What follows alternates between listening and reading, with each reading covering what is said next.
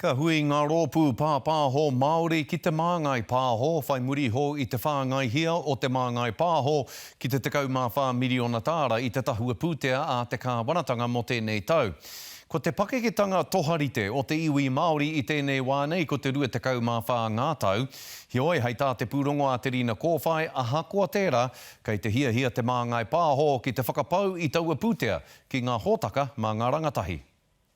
Ko ia pea te tukunga pūtea nui rawātu i roto i ngā tau ma te rāngai pāho Māori, engari he utu anō ki te huapai. It's primarily for rangatahi-focused content for online and broadcast distributions. I te rā o te tahua pūtea, puta ai te whakatau i te kāwanatanga, e 7 miliona tāra ia tau ka tuku atu ki te māngai pāho mō ngā tau e rua.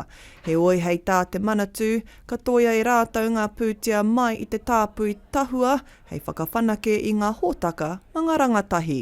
Going to spend a little bit of our reserves, and that will mean that there's an additional $9 million available through the contestable process. Matua rā e hari ana ētahi o ngā kai pāpāho. In this current environment, really thrilled that Māori Broadcasting has got an increase in budget. There was a lot of tomo on the table, and so I think the fact that it's mostly going into television means it's great. There's also money there for digital and a real skew towards the rangatahi, 12 to 24-year-old. Ko rata nā riki o nā rangatira o mua.